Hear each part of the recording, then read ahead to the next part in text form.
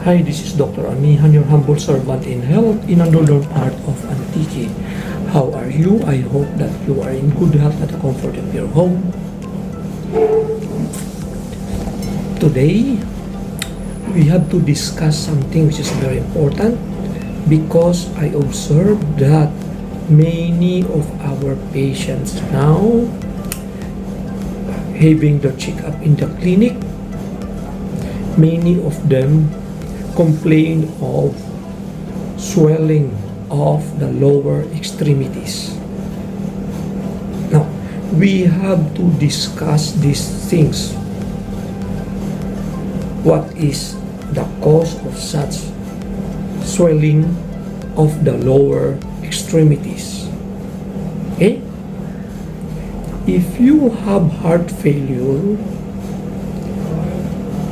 the heart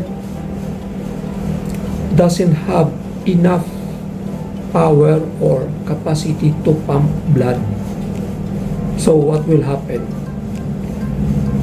Fluids, because there is fluids in the blood, fluids and the blood will not be carried or pumped properly towards the kidneys. So patient with heart failure will retain fluids since less blood will go to the kidneys to form urine and will be excreted by the kidneys in the form of urine.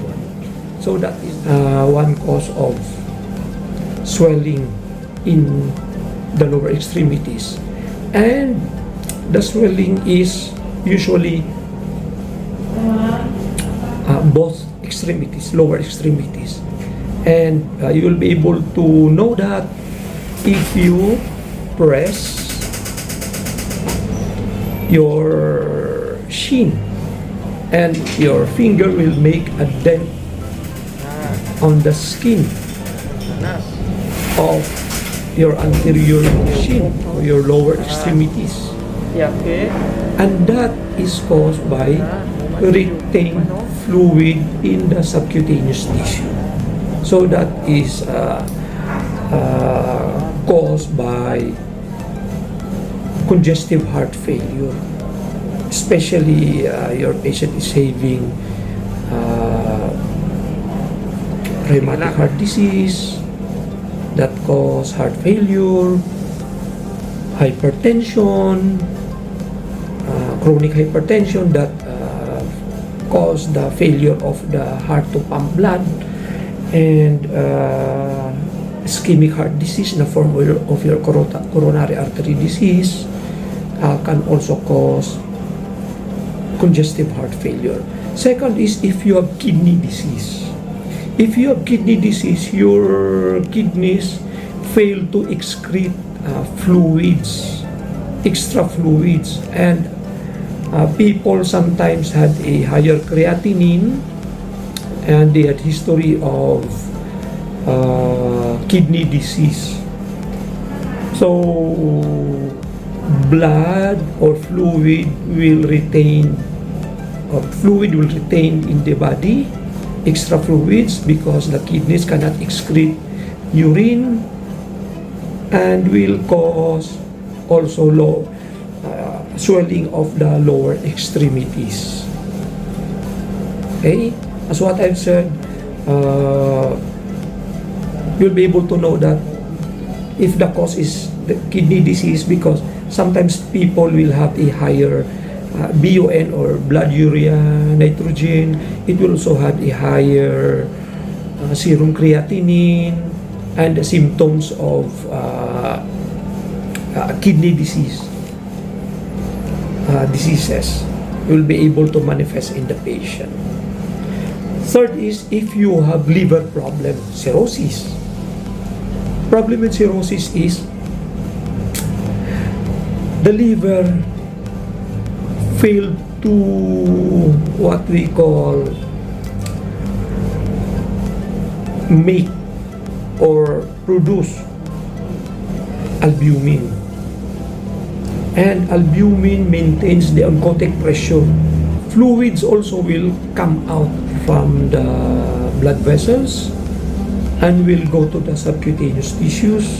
It will also cause lower extremity swelling, and usually the swelling in cirrhosis occurs in two extremities, just like the heart failure, just like the kidney failure also had a swelling on both lower extremities. And they had also what we call ascites, formation of extra fluids in the abdomen. Cirrhotic patient will have big belly, tense abdomen because of ascites formation or formation of extra large amount of fluids inside the abdominal cavity. And history will tell you that patient had liver failure before.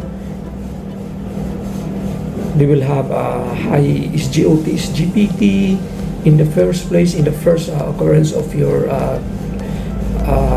liver problem, and you will have jaundice, and you will have markings in your chest, your what we call engorged veins or caput medusae, or spider angiomas. You will be able to find that in cirrhotic patient. And usually this patient had history of heavy, prolonged or chronic alcoholic. They are alcoholic drinkers, or sometimes before they had hepatitis B, they had history of hepatitis, and in the long run, if it is not controlled, the liver suffers and it failed, then you will have swelling of the lower extremities, and you will have ascites formation in your abdomen, or formation of large amount of fluids in the abdomen. Okay. Now the fourth is varicosities. You will also have a result of severe varicosities in the veins. If it's so much engorged, will also produce leg swelling. But as what I've said, you'll be able to differentiate it from other diseases, because those particular patients will manifest engorged veins in the superficial skin, or superficial part of the leg, and we're able to find that varicosities of the veins, a bluish discoloration of the veins. Aside from that, arthritis can also cause leg swelling, but this leg swelling is manifested in more of the joints, especially the ankle area, and this patient suffered severe pain, chronic pain because of the arthritis. And it's not only in the lower extremity, you're able also to find swelling in the joints of the wrist, here in the elbow, and sometimes in your shoulders, and sometimes in your back. So you'll be able to identify that it is the swelling, the leg swelling is coming from the joint pains. Okay. Especially the patient will with acute gout arthritis, they will have swelling in the lower extremities, but this swelling is usually occurs in a single joint. But sometimes I see patient, they had swelling in the different parts of the joints, and they occur together. If also common cause of swelling in the lower extremities is trauma. Patient will have with trauma, especially vehicular accidents, will also cause lower extremity swellings on the area where the trauma occurs, or the area where the extremities is involved in the trauma. And you will be able to find it based on the history, that there is history of a vehicular accident, there is history of fall, and usually aside from the swelling, there is bruises, there are cuts. So you'll be able to delineate it from other lower extremities swelling caused by other diseases. So I think that is the most common causes of lower extremities swellings. To recapitulate, if you have lower extremities swellings, usually it is caused by heart failure, especially congestive heart failure. Second, kidney problem. Okay, even acute renal failure or acute kidney failure. Third is you have liver failure caused by cirrhosis. Fourth is you have varicosities. Fifth, if you have arthritis. Sixth, if you have trauma. And other diseases also can cause, as that I mentioned a while ago, can also cause swelling, but it is less common. So what we are talking here is the common conditions or diseases that cause leg swelling or lower leg edema in the medical term. So I hope that you've learned something from our discussion today, and may you have the best of everything. If signs and symptoms persist, feel free to visit your doctor and have a checkup, because most of the diseases here we encountered today are preventable, and don't let it worsen. So this is Dr. Amian, your humble servant in health in a northern part of Antique. Wish you the best of everything, and God bless. Regards to my family. Bye. Cheers.